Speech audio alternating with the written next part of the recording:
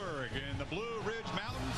This Green Valley has been painted orange today as they welcome a new divisional rival in the ACC, a Georgia Tech team that's already conquered Auburn and their crowd this month. That was one of our favorite stops on the tour. It's been 5 years since we've been here. Chris Fowler, Lee Corso, and Herb Street, Ferguson Bridge, the Virginia Tech campus looking good. Now, we're from Virginia Tech and has been a head coach at his alma mater now for 19 years. And the bricks and mortar of this program are the sons of the Commonwealth of Virginia. An amazing 19 of 22 starters from Virginia. And if you count walk-ons, 89 players on the roster from this state. Joining the flock this year is freshman Victor Harris, a dime back and a special teams guy they have big hopes for in the future, perhaps as a kick returner and an offensive guy, a true three-way threat. Now, Harris became a Hokie after the home visit from Frank Beamer. It was a terrifying night that neither coach nor player will ever forget. Here's Tom Rinaldi.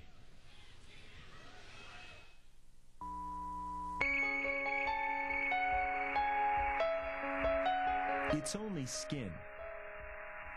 But it's Victor Harris's skin. And the scars that mark it from a third-degree burn tell a story of that burn and a bond between a player and a coach. That scar right there is a warrior scar. I always had a reason to accomplish my goals and my dreams, but now I really have a reason. As a senior at Highland Springs High School outside Richmond, Victor Harris was the top-rated prep player in Virginia, a Parade Magazine All-American. A tailback with 70 touchdowns his last 2 high school seasons, he was recruited by nearly every powerful program in the country. Virginia Tech head coach Frank Beamer was set to meet with Harris and his family at their home last December 15th, when a recruiting visit became something else. My little brother and sister, they ran to the stairs and was like, "There's a fire in the house." I think one of them said the house is on fire, and then with that we kind of sprinted inside. I flew down the steps, and I looked in the kitchen, and it was just lit up. A pot left on the stove had ignited a grease fire with flames to the ceiling.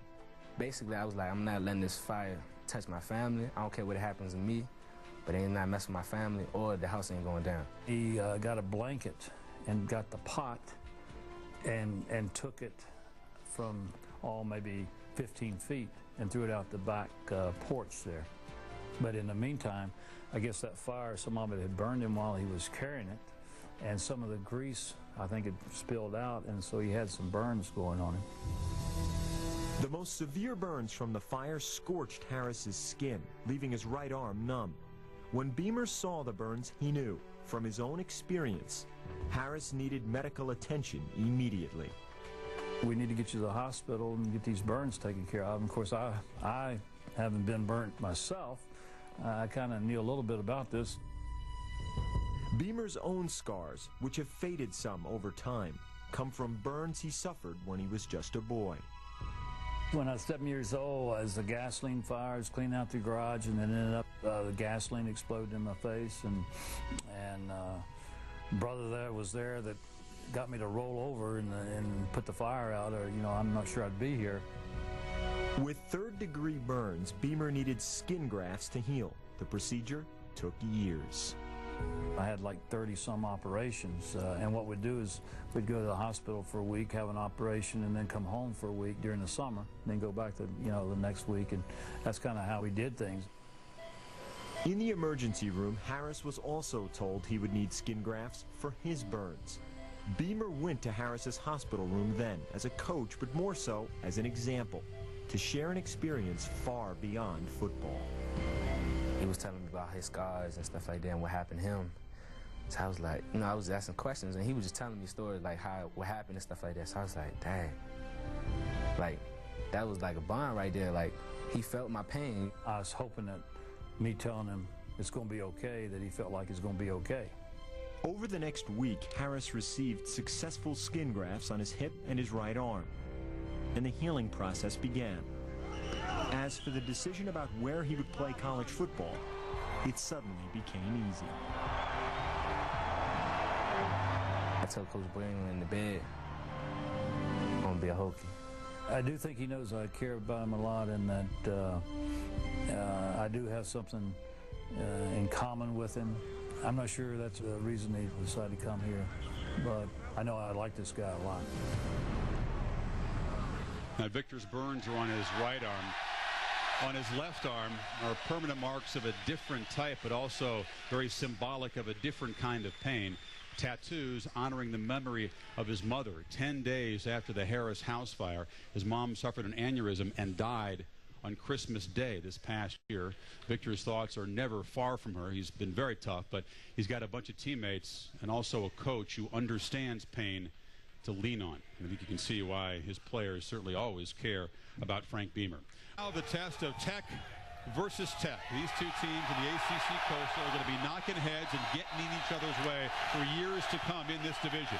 Can Georgia Tech go on the road and knock off a second heavyweight, conquer all the hostility? They did it at Auburn. They really punctured the Auburn Tigers' enthusiasm. Can they do the same to Virginia Tech? Can Reggie Ball suck it up after viral meningitis, come out of the hospital last weekend, play the distance, play a strong game? That's a big question. Virginia Tech. Can Marcus Vick, in only his fourth career start, solve the complex scheme of John Tenuta? Can Virginia Tech take a major step on their journey? And if they win this game here today, they're all going to be talking about the visit from Miami in November. Who wins? Well, I think Virginia Tech's defense is obviously the strength of this team at this point. We're going to find out more about Marcus Vick. Lee and I had Georgia Tech in their bowl game last year. You knew they were going to be a great team. The win that they had early created a lot of atmosphere, but Virginia Tech, Lee, is too good at home. I like Virginia Tech's defense to win it. Good pick. Let me have that thing. What do you got? Oh, no. I got the big one. Oh, no. I got the big one. It's the vintage gobbler. Not officially used in, 25 years, but a Corso favorite.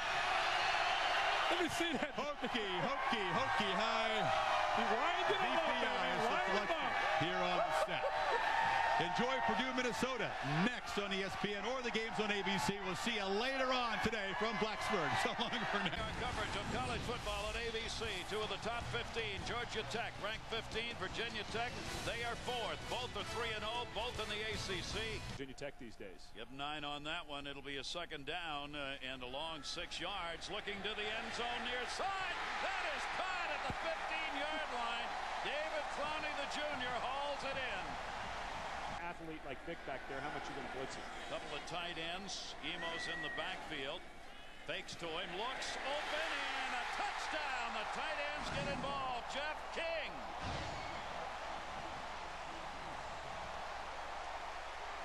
Third of the year. Tight end goes. Here comes the blitz. The safety is late getting over there. That was a bad adjustment. And Virginia Tech started with good field position. Touchdown pass goes Vic King, and it is 7-0. Now, third down and 2. Couple of tight ends, and it's Ball. And he tries to get there. I don't think he made it across. 35-yard kick. Ball will be spotted at the 25. Fourth down and 8. Goes for the field goal, and it's blocked. And this is where Virginia Tech excels. Down to the 40. To the 50-yard line, nobody in front. Dennis Davis, touchdown! DJ Parker on a 76-yard return. Right in the middle there. Changes the whole complexion. The right tackle did not get down. He didn't seal off his gap. The defender got sideways, got his hand up. Wonderful job of turning. You get skinny to get the block. Get to it, but that time it was a good snap and kick. Jeff King just got sideways and made a nice play. Reggie Ball, it's completed, but it's for no gain. DJ Parker over there on the hit. That's punt will be coming from the 30, driven all the way back on the fair catch at the 10, stays in the air and is down at the 1-yard line. For these teams of Virginia Tech, Roland Minor. You hear these names that are involved in defense and offense on special teams. A 60-yard punt, 40-yard kick for Pace. Notice how quiet it gets, depending on who's got the football. That kick is up. Yeah, it is. And it is good.